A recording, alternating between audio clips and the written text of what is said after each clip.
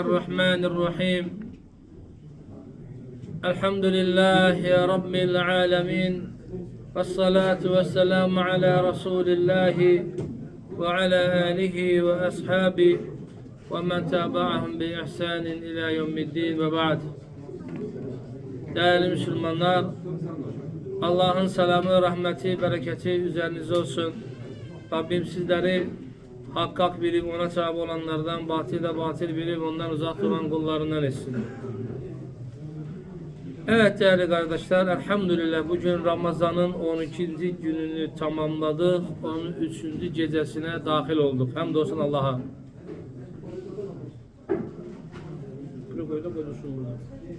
Koyursun da burada, neydi siz? Evet değerli Müslümanlar, biraz o arkada aşağıda biraz sessizliğe riayet ederseniz inşallah ki daha sevap olar. Evet.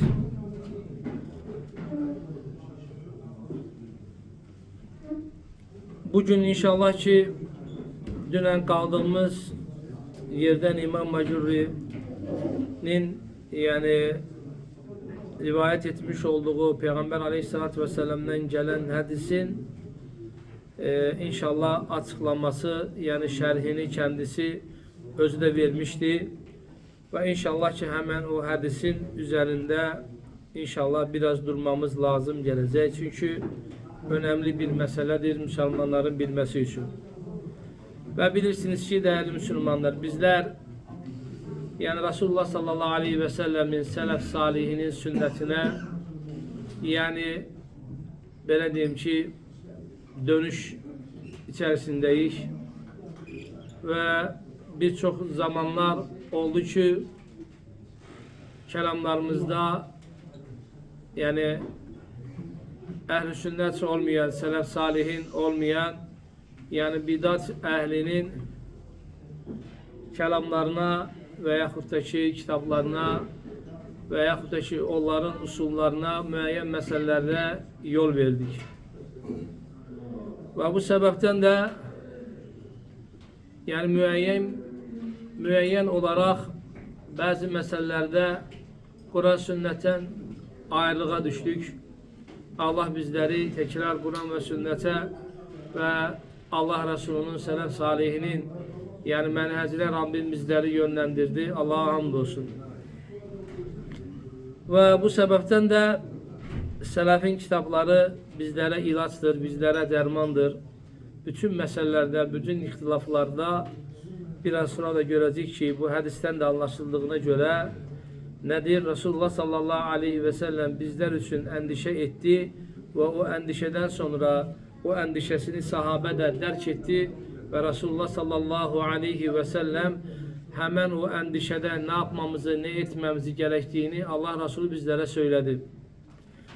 Ve Kale Muhammed bin Hüseyin, Allah kendisine rahmet etsin, dedi ki fe'alemun üzerine vaciptir ki bütün Müslümanların üzerine Allah'tan layıkınca korkmak lazımdır. Allah'tan layıkınca korkmak için Ramazan ayı ona bir sebeptir. Ramazan ayı ibadetlerimize, itaatimize, Allah ve Resulüne dönmemize en güzel sebeptir. Vay olsun o kese ki Ramazan'da özünü düzeltmir, özünü ıslah eləmir, öz problemlerini, öz verdişlerini yani terk eləmirsə o insan hakikaten de Allah Resulü demişken yazıklar olsun o insana, vay olsun o insana ki o insan bağışlanmadan Ramazan'dan çıkır. Ve bu sebepten de kardeşler takvanın başı Allah'ın farzlarını riayet etmektir. Tabinlerden Ömer bin Abdülaziz, Allah rahmet etsin. Yani Ömer bin Abdülaziz çok değerli halifelerden, halife raşidenlerden bir tanesiydi. Onun güzel bir sözü var. Diye, takva Allah'ın emrettiklerini yerine getirmek, nehyettiklerinden de uzak durmaktır. Ne yazık o insana olsun ki Allah'ın farzlarını yerine getirmir, vaciplerini yerine getirmir, nehlerinden uzak durmur ama adam sabahtan akşama kadar Kur'an okuyor. Adam sabahtan gece sabahlara kadar namaz kılır. O insan değil en bedbaht insandır. Bakın ha, vacipleri yerine getirmir, haramlardan uzak durmur ama sabahtan akşama kadar nafilelerle meşguldür. Adam zahidli hayatı yaşayır ama adam farzlar ve vacipler hayatında yoktur. Ve hayatı farzlar ve vaciplerden uzaktır. Adam Kur'an-ı Kerim okumağa üstünlük verir. Adam sadaka vermeye üstünlük verir. Adam nafile ibadetlere üstün verir. Ama Allah'ın vacip ettiği emeller var ki, emrettikler var ki o emelleri yerine getirmiyor. O qadağalardan kenar durmur yani. Buna göre bazen insanı şeytan bu şeylerle meşgul edir. Neyle? Nafilelerle meşgul edir ve farzları terk edir. Haramlara girir, gıybet edir, zine edir, gözünden gıybet edir, kulağından gıybet edir, dilinden gıybet edir, elinden gıybet edir, dedikodu edir, haram edir, Müslümanların arasında fitne fesat salır, dedikodu yaradır, Müslümanların arasını vurur vesaire. Yani bunlar da aslında haram olanlardandır. Kadın öz erine itaat eləmir mesela. Veyahut da ki bir er öz zövcəsinin hakkını vermir. Evlat sabah akşama kadar Kur'an okuyur, hafizlik edir ama ata anasına itaat eləmir. Ata anası ondan narazıdır ki hadiste de yer aldığı kimi vay olsun ki o evladın üzerine ata anası onun yanında qocalır ve o ondan halallık almadan ata anası dünyasını değişir. Yani o insana yazıklar olsun. Ona göre ki takvanın başı nedir? Takvanın başı Allah'ın ve Resulünün fi eda'il faraid, farzları yerine getirmek ve ictinab, yani uzaklaşmak. Neden? Allah'ın haram kıldıklarından da uzak durmaktır. Ve bunlardan bir tanesi, o vaciplerden bir tanesi, en önemlisi olan odur ki ennehu emara bis semi ve ta'a, yani Müslümanların başına geçen emirlere ve onlara emir tayin olanlara nedir? Men vulliye aleyhim, kim onlara veli olarak tayin edilmişse onlara itaat etmelidir. İster kara olsun, ister gayri kara, ister esved olsun, ister esved, yani kara olmasın. Ve lakin ve la tekunu ta'a illa fil ma'ruf. İtaat etmek ma'ruf olan şeylerde itaat etmek lazımdır. Yani icazeli olan şeylerde itaat etmek lazım. Allah'ın haramlarında itaat edemezsen. Allah'ın qadağalarında itaat edemezsen. Allah'ın sınırlarını aşacak şeylerde itaat edemezsen. Yani sen bu sözü diyemezsen, sen zuluma destek verebilmezsen, sen diyebilmezsen ki ben emir kuluyam. Sen bir Müslüman olarak onu diyebilmezsin. Bir Müslüman zulma ortak olabilmez. Zulma şerik olabilmez.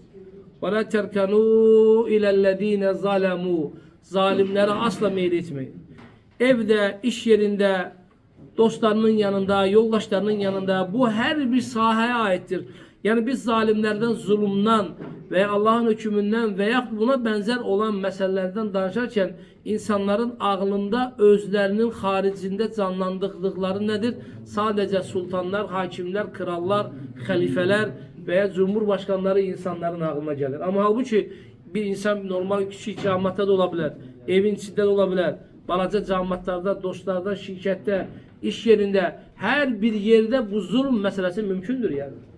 Ya bu her yerde. Hakim olabilir, gazi olabilir, sultan olabilir, halife olabilir, yoldaşın olabilir, dostun olabilir, atan olabilir, evladın olabilir, dostun olabilir, yakının olabilir, şirketteki iş yoldaşı, ticaret dostun olabilir, fark etmez. Her bir yerde umumiyetle bir Müslüman zuluma asla ve asla destek verebilmez. Hatta öz lehine, aleyhine bile olsa bir Müslüman onu edebilmez. İtaat sadece ma'ruf olandadır. Yani kim ne olursa ol, hak olan, doğru olan şeylerde itaat edeceksin. Allah'a ve Resulüne eğer asilik yoktursa o meselede, nefsime ağır gelse de emirindir, sultanındır, halifendir, başkanındır, itaat etmek zorundasın.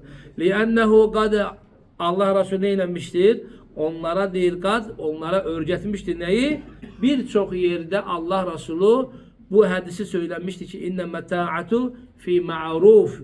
İtaat eləmək sadece bilinen ve ma'ruf olan şeylerde. Allah'a asili olan şeylerde asla ve asla itaat olabilmez. Ve şeyhin özü Ravahu Bukhari ve Müslim'de bu hadisle bağlı gelir ki aynı zamanda İmam hadis Ali radıyallahu anh gelenden de hadis ve Kitab-ı Şeria'da özü rivayet ediyor ki eşitmek ve itaat etmek Müslümanlara vaciptir. ve sabr aleyhim incaru. Onlara karşı hadlerini aşsalar da, yani mazlum elədi. Ama bu əziyyət, bu zulüm məni itaatsizliyə sövq etməməlidir. Və neynəmə və tərkur xurucu aleyhim, bir müsəlman ona qarşı haqsızlıq və zulüm olundu deyə həmən sokaklara çıxıb bayraq qaldırmamalıdır yəni. Ki mənə zulüm olundu. Kim tərəfindən? Əmir tərəfindən, sultan tərəfindən və deyir ki, mə əqamus salə, sizinlə, sizin aranızda sizinlə bərabər namaz qıldığı müddətcə onlara asla və asla qarşı çıxmayın və Resulullah sallallahu aleyhi və səlləm də deyir ki, onlara itaat eləmək sizin boynunuzun borcudur. Hətta təra minhum, siz onlardan açıq bir küfür görüncəyə qədər ki, sizin üzərinizə düşən nədir? İtaat eləməkdir. Yəni bu səbəbdən də hətta bu alimlərimiz hətta təra minhum, onlardan küfür və şirk görüncəyə qədər qarşı çıxmaq məsələsini əhl-i sünnət alimi bunu alimlərə buraxmışdır. Alimlərin məsləhətinə, alimlərin məfsədətinə, alimlərin bu məsələdəki olan fikrinə buraxmışdı ki, alimlər bu məsələlərdə ümmətinə, toplumuna hansı məsələləri buyurur. Yəni, ola bilər ki, bir hakim, ola bilər ki, bir xəlifə, ümumi olaraq hansısa məsələdə, hansı etiqadi bir məsələlərdə Allah və Rəsulun şəriətinin kənarına çıxsın. Allah və Rəsulun şəriətindən kənara çıxaraq bir şirk eləsin, bir küfr eləsin, bir günah eləsin, bir masiyyət eləsin və sən bu səbəbdən məmləkəti qana çevirməməlisən. Və bu səbəbdən alimlərə tabi olmaq lazımdır. Alimlər uzaq görəndir. Alimlər burnunun ucu ilə baxmırlar. Alimlər bir toplumu at gözlüyü ilə idarə eləmirlər yəni. Geniş məsələlərə baxırlar. Məsləhətə, məfsədətə, ümmətin, toplumun xeyrinə olan şeylərə baxırlar alimlər yəni.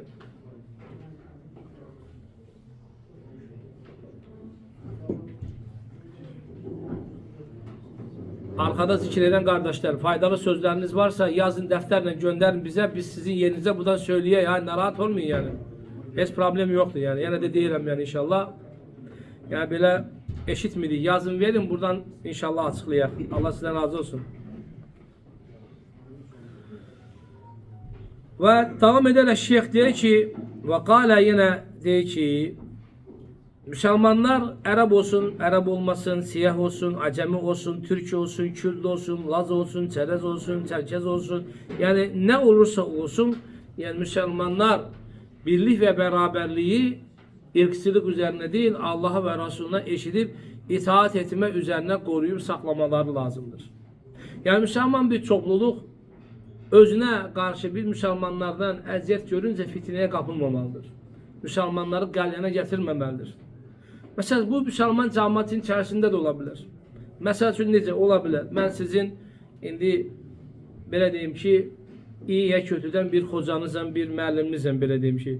Müəllimdən bir insan xoş olmayan bir söz, bir kəlam, bir hərəkət, bir davranış, birinizə qarşı hər hansı bir sərt bir cavab ola bilər yəni. Mümkündür. Bu bəzən məsləhətən də ola bilər, lakin sən o məsləhəti bilə bilməzsən bəzən.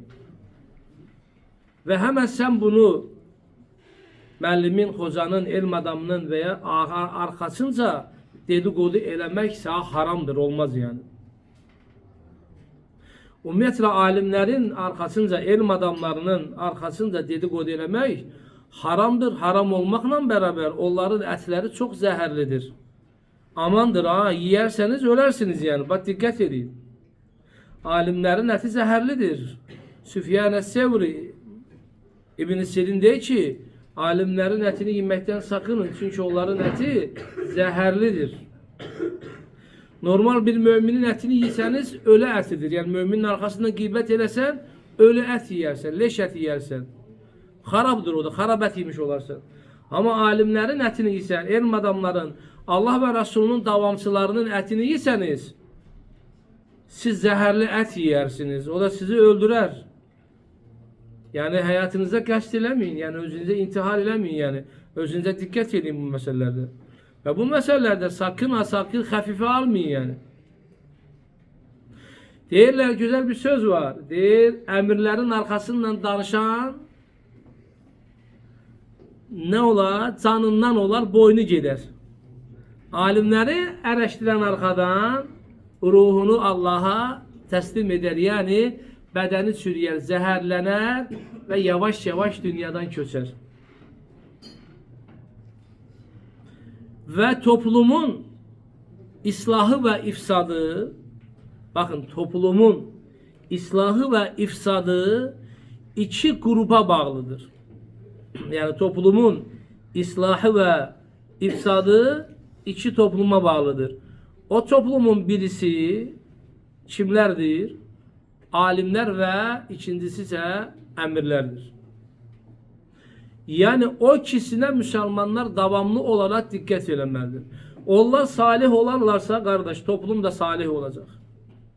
Eğer onlar salih olmayacaklarsa toplum da salih olmayacak. Bundan emin olabilirsiniz. Yani onların problemi toplumun problemi olacaktır. Onların hayırları toplumun da hayırı olacaktır.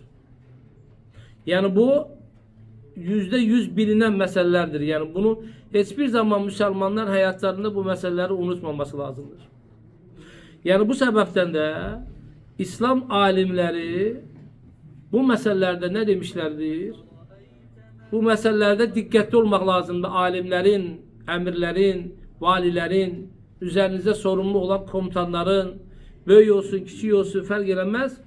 Onların arkasınca Müslümanların danışması, itaatsizlik göstermesi nedir? İslam toplumunda fitne ve fesada büyük bir sebebiyet veren meselelerdendir. Ve bu sebepten de değerli kardeşler, bu meseleleri ele eləmək lazımdır ki, Kur'an ve sünnete uygun bir şekilde ve bunun için de hadis ve bundan bağlı alimlere ve ilim adamlarına, emirlere nəsihət necə olmalıdır? Yani sen ata anana mesela sual verirəm basit. Atan buradadır. Mesela burada evlatlarımız var. Beynəyliğine. Bizim aramızda evlatlarımız var. Doğru mu? Atan oradan, oğlun senin oradan kalkıp senin bir səhvini düzəlsən ve cəmaətin içerisinde senin oğlun, senin kızın, senin yoldaşın, senin her hansı bir səhvini düzəlsə necə qəbul edirsən? Hoş olar mı sana? Mesela sen tutalım ki yalan danıştın. Oğlun sadece hayatın yalan danışma. Bu kadar cəmaətin içerisinde. Düşün de yani. Hayata sen düz demirsən. Necə ola bilər bu? Tabii ki hoş karşılanmaz. Buna göre insan özlerinden büyüklere, makam sahibi olan insanlara, fazilet sahibi olan insanlara, büyüklere nəsihət eləməyin Kur'an'ın qaydasını bilmesi lazımdır. Əksi təqdirdə xeyirdən daha çok şər olar yani. Yani səhv eləyə bilərlər, yanlış eləyə bilərlər. Demir ki ata, ana, böyüklər, demir ki yanlış eləmək. Abdullah bin Ömer radiyallahu anhu ne deyir?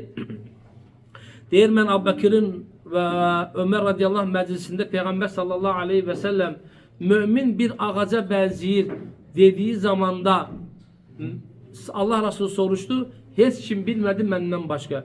Mən atamın və Əbubəkrin olduğu məclisdə ona cavab verməkdən həya etdim deyir. Demədim ki o xurma ağacıdır. Amma mən bilirdim ki o xurma ağacıdır deyir.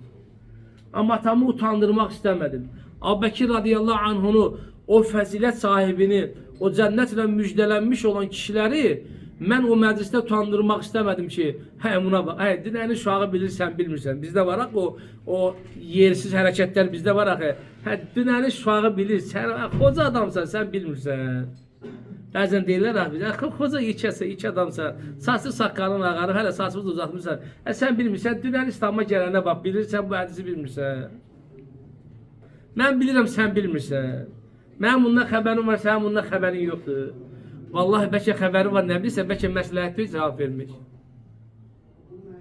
Hə? Nə bilirsən ki? Bu şeyə çox önəm daşımaq lazımdır. Ona görə atalar, analar, əmir sahibləri, təcrübə sahibləri, Müslümanların üzərində sorumlu olan insanlar özlərini fikirləşmirlər, ümməti fikirləşirlər, toplumu fikirləşirlər, cəmiyyəti fikirləşirlər, gələcəyi fikirləşirlər, xeyri fikirləşirlər. Yəni, bu məsələlər çox önəmli məsələlərdir yəni. Amma maalesef bizim Müslümanlar yani bu meselelere bakırsan ki değer vermirlər. Ve burada da yani Resulullah sallallahu aleyhi ve sellem Yəni bizə bu məsələni öyrətmişdir ki, yəni bizim bu məsələlərdə itaat eləməmiz bizim üzərimizə vacibdir. Eşitmək, itaat eləmək, amma lakin masiyyətdə itaat eləmək olmaz. Məsələn, burada gəlir ki, əgər sənə məsələn bir babdır, fə in qiylə ləkə əmir, sultan, kral, sorumlu olan bir insan, fə in qiylə ləkə lə in ləm təfəal mə əmrükə bi, sənə əmr etdiyim şeyə, əmrükə bi, və mən sənə əmr etdiyim bir şey, əgər sən eləməsən, və illə qataltük, səni öldürəcəm. Və yaxud da ki, səni döyəcəm, səni vuracam. Sənə bu şeyləri dediyi zaman da, sən nə eləmən lazımdır? Deyir ki, sən nə deyəcəksən? Fəqul, dəmi, dünə dini, mənim qanım dinimdən aşağıdır, dinimdən yuxarı deyil. Mənim canım dinimdən üstün deyil. Mənim malım dinimdən üstün deyil. Mənim şərəfim dinimdən üstün deyil. Mənim canım, qanım, malım dinimdən aşağıda durur, dinimdən yuxarıda durur. Mən dinimlə dünyam arasında seçimə qalsam, dinimi seçmək zorundayım, nəfsimi seçmək zorunda deyiləm ki, Peyğəmbər sallallahu aleyhi və səlləm də deyir ki, sən nə eləməsən, sadəcə ki, bu qardaşımı öldür, bu qardaşıma zərər vur, bu topluma zərər vur, burada fitnə törət, yoxsa səni öldürəcəm, yoxsa səni döyəcəm, yoxsa səni zindana atacağım. Sən zindanın qapısını seç, döyülməyi seç, ölməyi seç, amma fitnəyə maşa olma. Olmaz yəni. Sən qardaşlarımı zərərə soxma, müsəlmanları zərərə soxma. Sən bir müsəlmana zərər vurma. Yəni, canına görə dinini satma ki. Can qorxusuna görə dinini satmaq olmaz.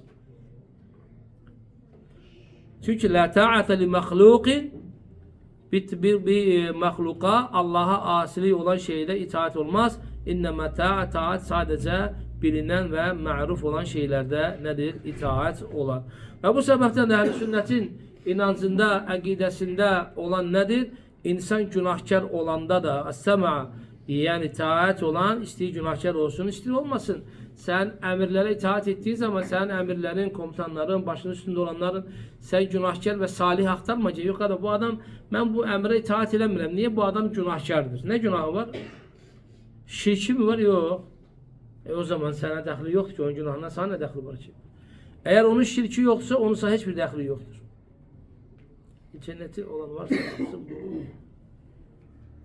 yəni sənin əgər, belə deyim ki, səni günaha, xüsusi bir günaha səni məcbur eləmirsə, sənin üzərinə düşən nədir? Sənin üzərinə düşən itaat eləməkdir. İtaat edəcəksən sən. Saniye.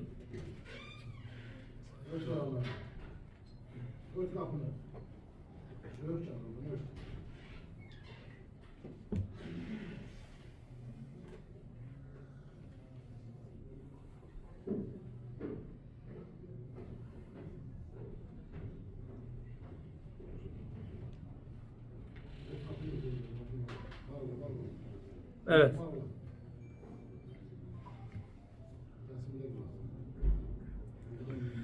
Bu məsələdən sonra, yəni bu məsələ ümumiyyətlə uzun bir babdır, bundan qurtarmaq biraz çətindir və bundan sonra şeyx keçir və minhə, Allah Rasulü deyir, ə'ləməhum, yəni bizim elimiz olmaqla bərabər, yəni bizə öyrətdi, yəni bizə Peyğəmbər sallallahu aleyhi və səlləm dini bizə öyrətdi. أنه سيكون اختلاف كثير بين الناس فأمرهم باللزوم سنته وسنة خلفاء أصحابه خلفاء الراشدين المهديين. Allah Resulü dedi ki bizden sonra çok ihtilaflar baş verecektir. Lakin bu ihtilaflarda ne etmək lazımdır? Yani birincisi bakın, bazen deyirlər kardeş, bu kadar Müslüman cemaat olar mı? Olar kardeş. Allah Resulü bunu beyan eləmiştir. İxtilaflar olacaktır. Bakın, ben size her zaman sual soruşuram. Siz mənə yanlış cevaplar verirsiniz. Bəzən Müslümanların ayrıqları, birinci bunu qəbul etmək lazım, bu sünnətlə sabitdir. İkinci isə Müslümanların ixtilaf edib və yaxud da ki, yəni ayrılmalarının səbəbi, yəni daha doğrusu ixtilaf edəmələrinin səbəbi ayrılmalarına səbəbiyyət vermələri üçündür. Yəni ayrılmaq üçün, qardaşlar, ixtilaf eləmək lazımdır. Anlatabildim mi? Ayrılmaq üçün ixtilaf eləmək lazımdır. Bir insan səndən arasında ixtilaf yoxsa niyə ayrılsın ki? Niye senden, niye sen cemaatinden, niye sen toplumundan, niye sizin birlikte fayda, Allah'ın dinine fayda vermiyorsunuz ki? Bunun yiyeceğine sebebi nedir? Ayrılmak istediğine göredir. İçten olan düşmanlık var. Allah Subhanahu teala ehli kitaba diyor ki وَلَمَّا ne zaman ki onlara açık deliller geldiği zaman onlar ayrıldılar. Niye? بَغْيَنْ beynehum. Aralarındaki olan kin küdretten sebep. Ben bazen deyirəm, Müslümanlar bizim sözümüzü yabana anlayırlar. Yani sen gidip ona sorursan, kardeş filanca senin Müslüman kardeşindir mi? İçindekini demeyecek, dilindekini değil. Bəli diyecek, Müslüman kardeşimdir.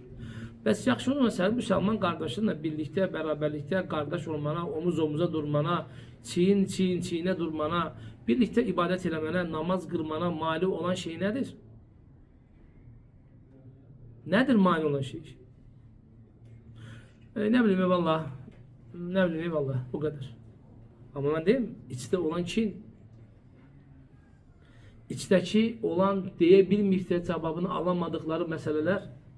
Bak az önce ben bir şeyle karşılaştım. İftar zamanında. Bir neçə nəfər bizim məclisdə geldi, iftarda oturdu. Tanımadığım insanlar, yani ilk defa görürdüm belki. Belki sizler de görmüştünüz, gördünüz.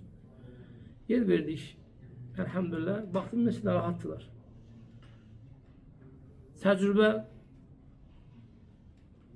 gözüyle baktığım zaman da bunları burada yabancı gördüm. Dedim bunlar yanlış gelipler. Yani bunlar yanlış kapıdan giripler. Çünkü niye? Bize bakıp narahatlık geçirirler. Yani adam ne diyor? Ben hara bu hara. Ben ne aktarırım bu adamın yani? Ne işim var benim? Bu meclise bakır. Atadan, anadan, dededen, qohumdan, əmmidən, qohumdan tanış heç kimse yoktur. Uğraştı yerini tapdı ki o sen demə aşağı çağrılıbmış, yukarı yok. Öz yerini getdi tapdı. Yani Müslüman olarak mesela üçün mən elhamdülillah, Müslümanlar da qardaş elhamdülillah, ora olsun, bura olsun. Ne fark eder? Doğru mu? Azalaq belə gəlsək dura bilmirik. Ne güzel deyip de elhamdülillah. Ne güzel tanımadığım Müslümanlar. İyi ki varsınız. Allah sizden razı olsun. Artık Müslümanlar yadlaşıp Şeyh Hazimi Allah rahmet eylesin, hapisten kurtarsın diye ki Gurabe hadisini açıklayır. Deyir bu günləri insanlar tevhid ehli müşriklerin yanında gəlibdiler. Tuba lil guraba bedel İslam galiben ve sa'udu galiben kebe bede İslam garip olarak başladı ve garip olarak dönecek. Deyir burada tuba lil guraba ne mutlu garip olanlar ki onlar her zaman gariptiler. Tevhid ehli değil, İslam ehli şirk ehlinin, tevhid ehli yani müşriklerin, kitap ehlinin, Hristiyanların, Yahudilerin, İslam onların yanında gariptir. Sünnet ehli, bidat ehlinin yanında gariptir. Sünnete uyanlar bidatçıların yanında gariptir. Ve alimler cahillerin yanında garip olmuşlardır. Müslümanlar Müslüman cemaatinin yanında her bir toplum kendisine bidat Müslüman dese bile ve birbirlerinin yanında gariptirler. Niye? Biri sünnet ehli, bir de bidat ehli. Ona göre bugün biz öyle bir zaman yaşıyoruz ki içtekileri çöle çıkarda bilmirik. İçte olan kabul etmemezlik var. Onu bugün biz ortaya çıkarda bilmirik. Niye göre? Bazen önderlik sevgisi, bazen makam sevgisi, bazen beğenmemezlik. Yani bazen hansısa bir şeyden dolayı insanların intikam alması.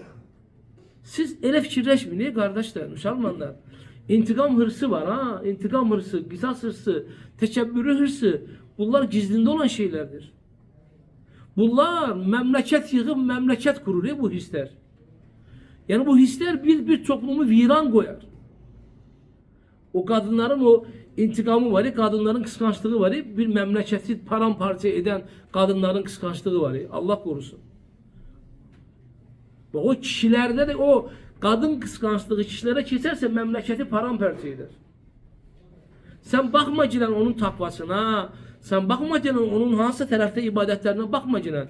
O kıskançlık, o hırs var, makam hırsı, o özümü mənimsemək, o sultanlık, o emirlik, o hegemonluq hırsız var ya bu devletlerde görürsünüz. Böyle devletlerin yani kürsüyü yere vermiyor. Millet birbirini kırır. Adam tahttan yere düşmüyor yani. Bütün milleti Suriye'de, yakın Suriye'de gördük yani. Beşer Esad'ın etmiş olduğu olaylar. Yani milyonlarca insanları qətlə getirdiler yani. Niye? Öz hakimiyetini tahtını elden vermemek için yani. Yani bu hırs ele böyle şey değil yani. Buna bakmayacak bu Müslümandı. Ay bu gayri Müslümandı. Yok. Bu hırs insana mahsustur. Müslüman gayri Müslüman. Kim dinle, tevhidle, imanla onu zept edir ve kimse onu zept edebilmir. Kim onu özü istəyirəm, belə deyim, yüyənini əlində tutur, kimse tutabilmir yani. Kimse Allah ve Resulünün şeriatıyla idare edir ve kimse onu nefsiyle idare edir yani. Buna göre yani bu meselelerde ihtilaflar olduğu zaman değil, Resulullah sallallahu aleyhi ve sellem yolu söylemiştir. Müslümanların birliği ve beraberliği için nedir? Diğer sünnete tabi olmak. Neyin değil? O zaman değil Allah Resulü emretti ki emretti ki sünnete tabi olun. Gel aramızda olan meseleleri Allah ve Resulüne götürək. Allah ve Resulüne yoktur mu? Gel Allah Resulü'nün sahabesine götürək. Hulafâ Raşidin Mehdi'ne götürək. Ve hatta ala en temesseku biha. Allah Resulü diyor özünden sonra ashabın sünnetine sımsıkı sarılmağı ona emretmiştir. Dişlerinizle ona sarılın. Fevacib ala kulli muslim en yettebi'a sünene Resulullah sallallahu aleyhi ve sellem sünnetine tabi olmalıdır.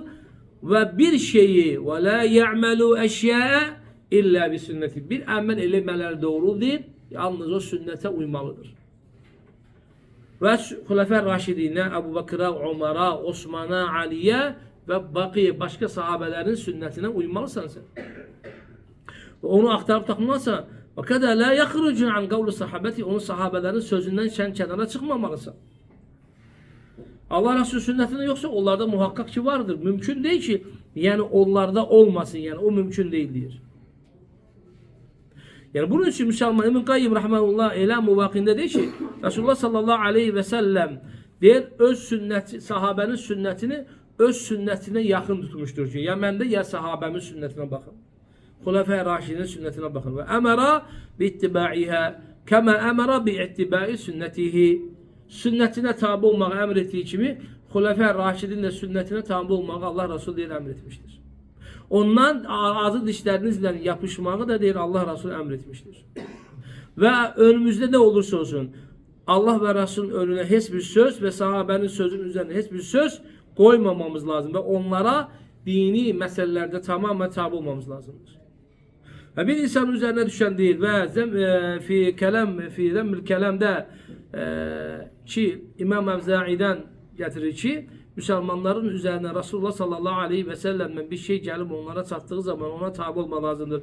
فَلَوْ لَمْ يَكُنْ ف۪يهِ عَنْ رَسُولِ اللّٰهِ Allah Resulü'nün yoktursa ve kâlâ onun eshabında var. Eshabına tabi olmalıdır. كَانَ اَوْلَى ف۪يهِ بِالْحَقِّ yani menden Evzai değil ki bana bakma. Sövreye bakma, ona bakma, bize bakma. لِيَنَّ اللّٰهَ تَعَالَى اَثْنَى عَلَى مِنْ بَعْدِهِمْ Allah Resulü bir sahabeden sonra olan tabiine tabi olmağı emretmiştir. İlk önce sen sahabeye tabi ol, onlardan sonra gelenler vellezine ettebahum bi ihsan. Sen ihsanla olanlara tabi olman lazım. Sen bir mesele ortaya çıkanda Kur'an ve sünnetle baktıktan sonra sen onlara tabi olman lazım. Yoksa ki o insanlar var diyorlar ha sen dediğin zaman da onu Kur'an'a sünnete gönder. Onlar diyorlar hayır biz bu görüşümüzü Allah'ın kitabına bakacağız. Eğer bu hadis Allah'ın Resulüne uyursa daha doğrusu Allah'ın kitabına uyursa biz bu hadisi alacağız. Veyahut da ki Allah'ın Resulü sünnetine muvafık ise biz bunu alacağız. Muvafık değilse biz bunu almayacağız. Böyle olmaz. Yani biz akidemizi, inancımızı ehl-i sünnet olarak Allah ve Resulünün Allah Kur'an sünnet ve Allah Resulünün sahabesine nedir? Götürmemiz lazım. Eğer Müslümanlar arasında gerçekten de istəyirsə, yani bu meselelere nedir? Yol verək. Ve aynı şekilde İmam Evzai İbn Musayyib'den deyir ki, ona soruşuldu. Müslümanlar ihtilaf ettiği zaman Allah Resulü'nün fihi Allah Resulü sözleri varsa ve la arali ma'hum qawla. Deyir ki Allah Resulü'nün sahabesi ihtilaf etti. Sen ne deyirsən? Deyir ben onların görüşünün yanında benim görüşüm ola bilməz. Yani onlar ihtilaf edip sen ne deyirsən? Hansını götürək? Deyir, mənlik deyil. Yəni mənim orada üçüncü, mən bir söz söylesem mənim sözüm olmuş ola bilər. Mənim orada sözüm yoxdur. Haqq onların ikisindən biri. Yəni haqq onlardadır deyir, bizdə yoxdur deyir. Onlardan söz varsa onlara baxacağız deyir. Yəni o alimlər özlərini orada yetki sahibi eləmədilər yəni. Aynı şey İbn Abdülber və digərləri dedi ki, "Ennehu leyse lehu en yeti bi qawli yukhalifu cemi'an." Yəni sən sahabenin sözünə müxalifət edəcək heç bir söz gətirə bilməzsən. Və onlar elhamdülillah İmam Əhməd olsun və digərləri olsun dedilər ki, onlar bir şeydə ixtilaf etdikləri zaman onlar heç bir zaman sahabenin sözünün kənarına çıxmadılar. Onlar axtardılar sahabenin sözündən özlərinə müvafiq sözlər tapdılar ki, nədir? Sahabenin bu məsələdə görüşü varsa, biz sahabəni nə edəcəyik? Biz sahabenin görüşünə uymaq zorundayıq. Sahabeye tabi olacaqsan, sünnətə tabi olacaqsan. Kəlama tövbə edəcəksən. Bugünə qədər nə fikirləşmirsən, nə etmirsən? Resulullah sallallahu aleyhi və səlləmin nədir? Əshabına, yəni bu məsələlərdə inşallah ki uyacaqsınız. Və burada inşallah durmaq istəyirəm. Allah razı olsun. Çünki məsələ yenə uzun çəkəcəkdir. Allah nəsib edərsə inşallah ki digər dərslərdə bu məsələlərlə bağlı nədir? Yəni deyinərik. Allah subhanahu və teala bizi eşidib və tamı olan kullarından etsin. Allahümme amin. Ve ahir davana enelhamdülillahi rabbil alemin. Esselamu aleyküm ve rahmetullahi ve berekatuhu.